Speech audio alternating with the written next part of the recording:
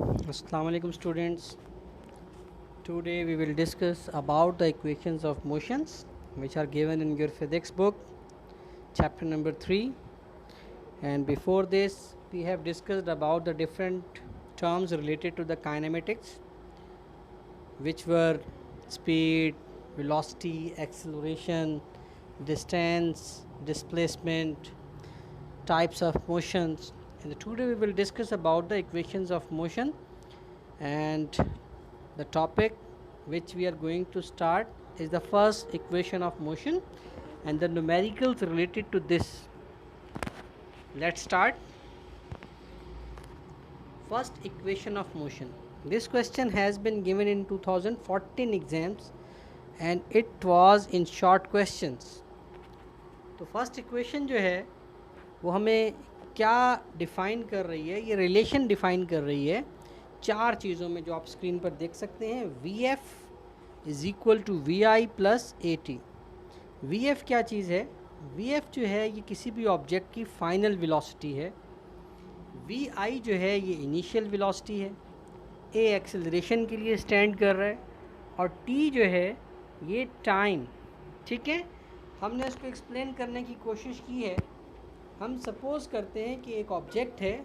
Object कुछ भी हो सकता है, कार भी हो सकती है, बाइक भी हो सकती है, और वो कहता है कि वो एक इनिशियल वेलोसिटी से मूव करना शुरू करता है और कुछ टाइम के बाद उसकी फाइनल वेलोसिटी क्या हो जाती है?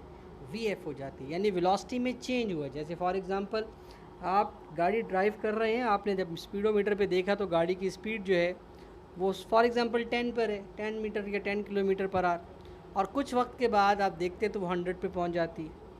तो इट्स मीन कि वेलोसिटी क्या हो रही है? चेंज हो रही है. तो change in velocity in unit time, ये लास्ट में मैंने बताया था प्रीवियस क्लास में कि इसको एक्सेलरेशन कहते हैं. तो लिहाजा हमने यहाँ पर लिखा भी कि change in velocity in unit time is called acceleration. Acceleration का फॉर्मूला क्या था? Delta v upon t. Delta v का मतलब क्या है? Change in velocity. और चेंज इन वेलोसिटी कैसे निकालते हैं? Final velocity minus initial velocity, यानी v f minus v i upon t. अब आप देखेंगे कि यहाँ डिवाइड हो रहा है राइट साइड पर, और लेफ़्ट साइड पर जब ये जाएगा तो मैथमेटिकल ऑपरेशंस के लिहाज से ये ए से मल्टीप्लाइड हो जाएगा. ठीक है, तो ये क्या बन गया? A t is equal to v f minus v i, और माइनस वी आई माइनस है तो इधर आकर क्या हो गया? प्लस हो गया. तो a t plus v i is equal to v f, और v f is equal to v i plus a t. ठीक है, आप ये देख सकते हैं कि ये चार टर्म्स में, चार एलिमेंट्स में रिलेशन बन गया. वी एफ यानी फाइनल वेलोसिटी, वी आई यानी इनिशियल वेलोसिटी, ए यानी एक्सेलरेशन, और टी जो है वो टाइम है. अब आपसे कोई पूछे कि भाई फर्स्ट इक्वेशन क्या है, तो हम कहेंगे कि फर्स्ट इक्वेशन चार चीज़ों का रिलेशन है. किन चार चीज़ों का? Final velocity, initial velocity, acceleration और टाइम. ठीक है, अब हम इससे रिलेटेड कुछ न्यूमेरिकल सॉल्व करते हैं. देखिए, न्यूमेरिकल लिखा हुआ है कि the velocity of a motorcycle increase by an acceleration of 2 metre per second square. एक मोटरसाइकिल की वेलोसिटी बढ़ गई है और उसका एक्सेलरेशन कितना आ रहा है? 2 metre per second square, and becomes 20 metre per second. और कुछ देर के बाद कितनी हो गई वेलोसिटी? 20 metre per second.